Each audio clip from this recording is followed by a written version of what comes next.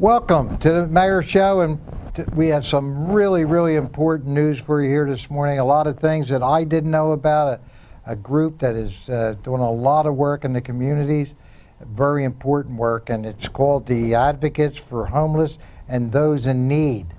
So remember that. A lot of you might know this by Code Blue. We've heard that mentioned many times in the last couple of years, in the last few years, and that comes under this organization, but they do many things. So I have with us today two guests, and certainly Penny Martin, who is the co-founder and is president of the board. Correct. Welcome. Glad to have you here Thanks today. for having us. And also we have the managing consultant with us today is Karen Mineo. Might say that right, Mineo? Okay, good to have you, Karen, also. And we're going to talk about the organization and the work that they do. And a lot of it I didn't realize how much they really do. Like I said, I knew about Code Blue, which is a wintertime, obviously, function that take care of the homeless that need a place in the winter, obviously when it's very cold and they have no place to go. But you do many things. We do. And you're right. Penny, I'm going to start with you. Mm-hmm.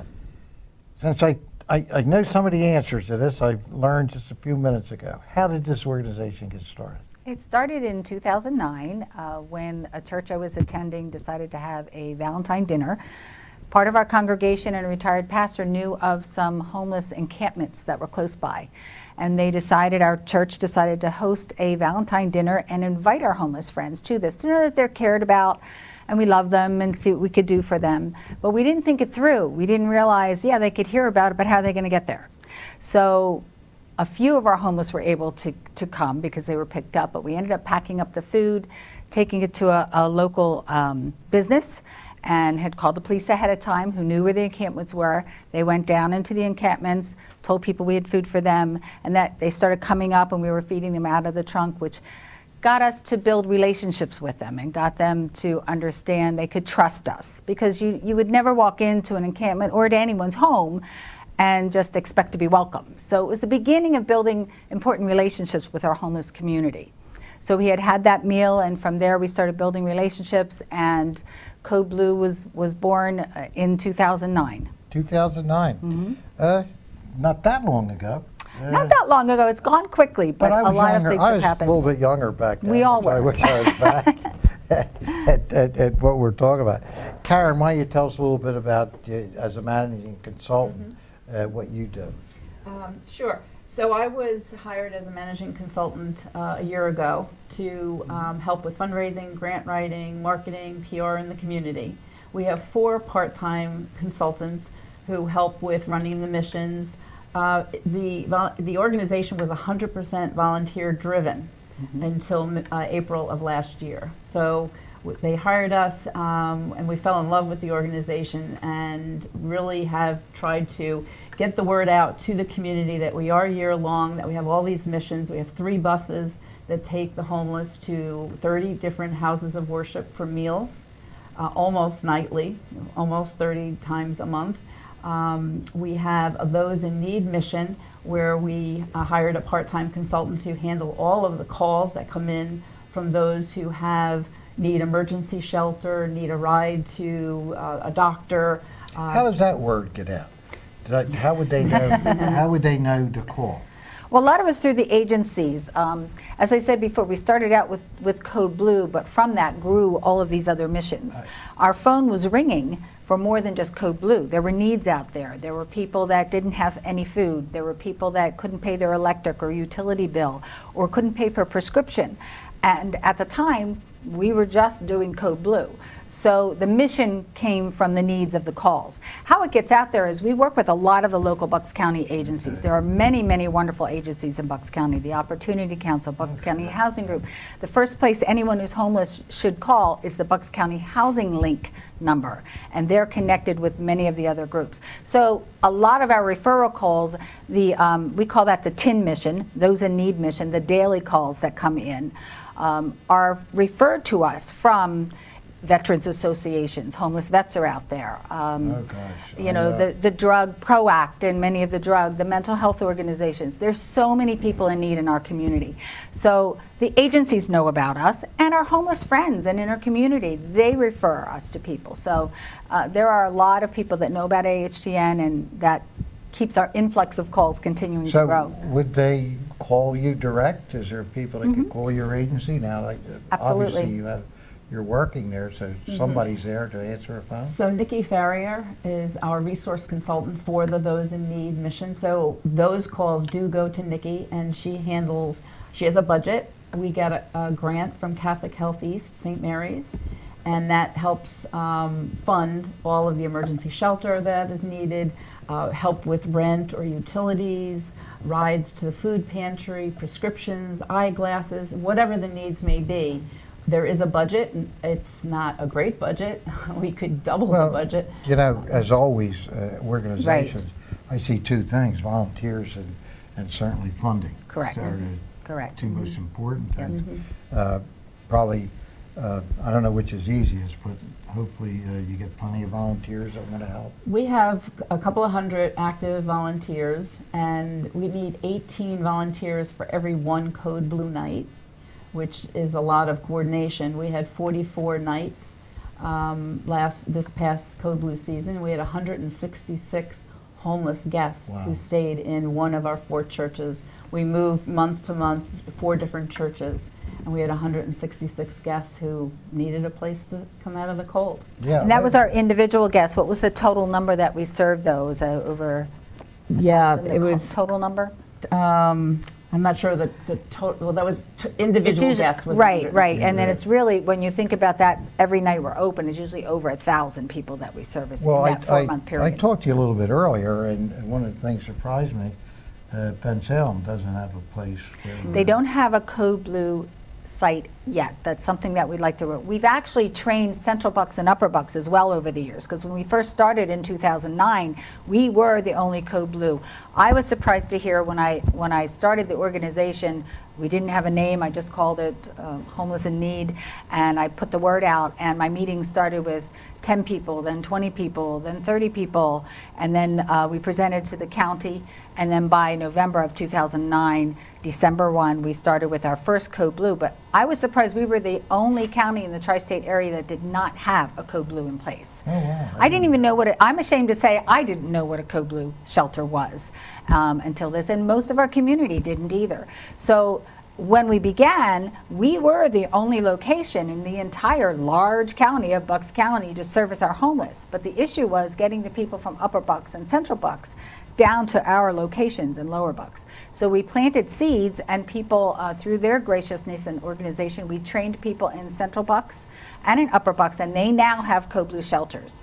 We are missing the area for Bensalem. We would love some community or groups or faith-based organizations to step forward. We'd be happy to give them information. They can run it the way they want, but they could at least have the basis of how to open a Code Blue shelter. So you're training people. You're actually Sure. somebody has a need in another area. Yes, You'll absolutely. help We've had them. people from other states call us, Ohio, Arizona, that have found our website, and they want to know, how do we do it? You know. Wow. And it doesn't mean you have to do it our way, but here's the basis of and that's how we started. I learned from another organization in Montgomery County, and then we took his format and then developed it for here in Lower Bucks. Well, I think I remember Code Blue in Philadelphia for a minute. Philadelphia has had Yeah, Code Blue for for a many long years. time, yeah. You always would hear that on TV or whatever Right. in Philadelphia. Do you have any idea how many homeless we have Oh. in the county? Is there any way In of the anybody- county? Well, the There's point a- in time survey says a little bit different than I think the actual number. So there's a point in time count, and it was in January this year, and they counted 525 homeless, but that's people, volunteers, going out into the encampments or going to Walmart or going to Wawa and Right. just counting all the encampments. If you found a tent that was abandoned, you couldn't count that. So it was who we found. We actually ran a Code Blue that night so we could capture the number of people, at least for that one particular night. But the county knows it is more than 525 Yeah, homeless people. Something you said was interesting to me. that you need at least 18 people on that night that you think there's going to be a code blue. A lot of positions. We have an AHTN shelter coordinator is the person that all of the other volunteers would report to during that time. We have drivers for our buses and driver attendants. Now we're running 2 buses now because the amount of homeless people have increased. So we used to do it with 1 bus when we first started, but they'd be out there waiting a very long time. We have designated bus stops that we've created, and our homeless community knows where they are. Again, the agencies can go on our website, look up where are the bus stops, where are we that month, because we change every month to a different location. AHTN does not have a building or an office. We all work remotely from home. So the buses would go to those different locations, so it's a driver and attendant, so we need 2 drivers, we need 2 attendants. We need intake staff, because every homeless guest that comes into the shelter needs to have an intake the first time they come in. We're part of what's called the HMIS system in the county. It's called Homeless Management Information System. So one of our consultants, Crystal, who's our administrative assistant, she takes all that data and enters it into the HMIS system so that we can work with our other agencies in the county so that they know more about the people when they come into Code Blue. When our Code Blue guest goes to another agency, they can pull that up. They don't have to tell their story again because it's already there. So it's a little less stress for them. So we have intake staff. One of the hardest ones to fill is our overnight positions, as you can imagine. Oh, sure. We do that in 2 shifts. We cannot run a Code Blue shelter without overnight staffing. And we try to have 3 first shift, which is 10:30 to 2:30, I think it is, and then 2:30 to about 7:30. So there's a changing of guards in the middle of the night. Some people are night owls. They can, do double shift and then sleep during the day. But those positions are so important to have to be able to open. Well, what a so we have to have that. And then there's the morning shift, because you have to have the morning bus drivers and the morning attendants, and you need people to clean up. Now, our homeless guests are wonderful. Anything you ask them to do, they'll do. Help break down, sweep the floor, clean a bathroom, whatever. But we want to respect the facility we're in and leave it in the condition we found it in. So then these homeless, I'm missing a link for me. So the homeless, when you picked them up at this bus stop, per se, you dropped them off at the bus stop. Correct. That's the hardest thing to do in the morning. There is no day center for the homeless community to go to. So as you can imagine, to stay warm, they go inside libraries, which have been very gracious in allowing them to be there. They go inside post office. They'll go into stores in and out to stay warm during the day. But that's pretty hard to do when you're dropping off at 7:30 in the morning. A lot of things aren't open. That was, wow. It's pretty hard. We did have, I think, 1 code white last year. We just had 1 code white. Code white is when it snows quite a bit and it's too dangerous for the buses to go back out. Their tents have collapsed, or there's no place to go. The church or the organization, or the church or synagogue where we are, allows our guests and our volunteers to stay that entire time. Now this year it was from a Friday night straight through to a Monday, because the roads, we had how many inches of snow? Yeah, I don't remember. it was one time. So we were at Woodside, I believe, Presbyterian in Yardley, and from Friday night through Monday, all of our guests and our volunteers remained there. And one special couple was there from Friday night straight through. They stayed straight through. I do want to give credit to the houses of worship, the churches, the 4 churches that are a part. 1 church for the month of December, 1 for January, 1 for February, and 1 for March. They provide all the meals. So they provide the space, and they provide the dinner and then breakfast. And they also have someone on staff that's the host site coordinator for the church. And then we provide the cots and the bedding, the pillow, the sleeping bag, the blanket. But the church... Well, how about for food? Do you do something in other months, food for the homeless? Well, the Wheels to Meals. The Wheels to Meals mission. So our Wheels to Meals mission, we have 30 different houses of worship who open up their congregation to a free shared meal for their congregation and for our homeless For the guests. whole community. So the whole community can go. Anybody can go. You can go. Anybody can go. And we pick up our homeless at the bus stops and we bring them, and that's all year long. Oh, so you have the bus stops all year long? Right. Oh, okay. So you're actually using them just for the... Right. to feed The buses are people not also. used just for Code Blue. And during Code Blue season, Many times they're transporting to the meals and Code Blue, so it's a lot of miles on our buses and a lot of know, volunteers to use to keep I'm going. glad you brought that up, because that brings up, we talked about the volunteers and funding. It must take a lot of funding to keep the buses going. It does, the insurance, the on maintenance. Mm-hmm. buses and all that. So that's. Do you have any mileage stats? Miles, we had 3,549 miles. Our budget is about $45,000 for the buses, to keep 3 buses. We ran 2 buses and we have a backup bus. The buses and the drivers are out there every day. Almost every day, yep. Yeah. Wow, Yeah. so it's year-round, so. Yep. It is When year-round. you start out talking about Code Blue, but Yeah. the Correct. organization has a lot going on. And this time of year, I still have people calling asking if we run a Code Red, meaning when it's hot, and we do not. For several reasons. Building, we don't have a building. Again, coordination of all the volunteers that would be needed. And I believe when it gets seriously hot and humid, the county may call Code Red, and some of the senior centers will open up so that people that need to get in out of the heat can go there to cool down. I'm not sure if that's still. It's a shame we have to talk about these things, but It is. It's in the communities all It is. over, It is. and we have a social duty to do the best we can for everybody. It breaks my heart too, and all the homeless, but then you get these vets, Yes. the homeless vets, and there's a lot of them. We work closely with a lot of the veterans associations. They will call us, and that usually could be daily also, where they'll talk to Nikki, who processes our daily calls, and we may be able to put them up in a hotel for a day or two while they're connecting to other services so that they're not out in the street. So we do work with the homeless veterans, Hope for Veterans, a lot of veterans Yeah. associations. Karen, I'm going to give you next to the last word. Anything you'd like to say or bring up or discuss? Well, just that we're always looking for ways in which the community can help us be sustainable. We're always looking for fundraising ideas and grant writing, and certainly volunteers. We ran 8 volunteer orientations this past year, and toward Code Blue we will run a few more. So if there's anyone out there who wants to be a volunteer, you can go on to ahtn.org, and it will tell you how you can volunteer. And it certainly be on our screen. Everybody will see it was watching the show. And anyone who would like to donate, you can go on to our donate page and donate. Any amount will help. So thank you. Well, yeah. We're also looking for people with management skills that You have perhaps the would last like word, to so get serve. it all in. People that would like to serve on the board and have some management skills they may like to offer. That's something we could discuss too by giving us a call, because we always need new people, new blood, new ideas, and certainly their experiences would be appreciated. Well, certainly I thank you for being here today, Thank Penny, you. and your mission is incredible.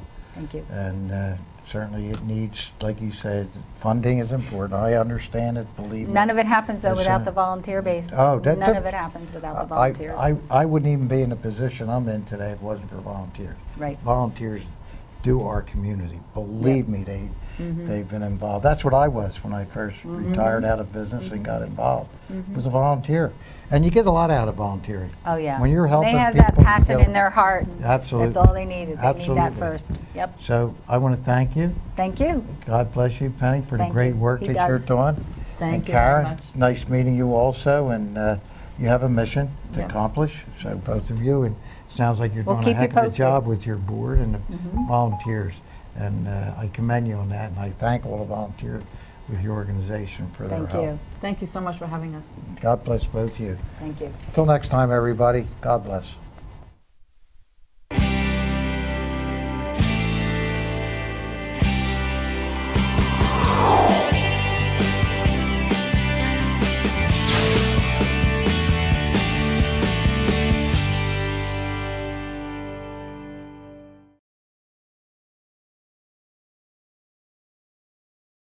The Edge. We all live near it. The place where life can shorten and even eliminate the distance between what some call success and what some say is the other side. A place where illness, job loss, personal strife, broken family relationships, and many other circumstances can push one over the edge into a place that's hard to rebound from. That's when Advocates for Homeless and Those in Need comes in. Having become known as AHTN, we have the tools to ease the fall and help lift you up again. The knowledge of where to go for help, and still be treated with respect, to have the resources to keep warm on a cold night and find a good meal when you're hungry. But that's not all. The needs constantly change, and the help fits the need. What follows are several short stories of some of the needs AHTN faces fairly regularly.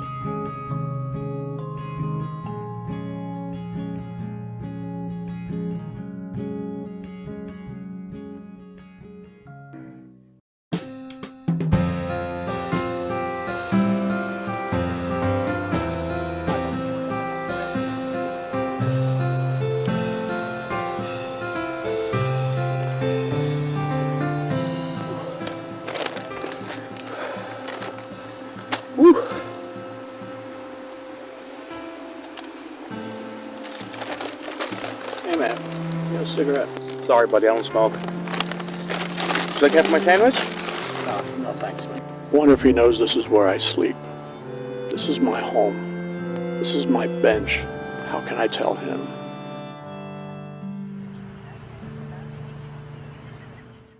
Chrissy has invited 4 of her friends to her house to make cookies. The recipe calls for 1 pound of flour, 1/2 pound of sugar, 1 teaspoon of baking powder. Mom, Yes? do you think we'll ever have our house with a kitchen and an oven where you can teach me how to bake cookies? I ask myself that question every day. 1 teaspoon of vanilla extract. This recipe will make 2 dozen cookies.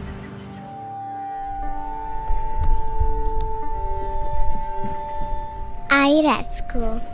Sometimes there's just nothing to eat after school. I want to play with those kids, but I'm just too tired and hungry.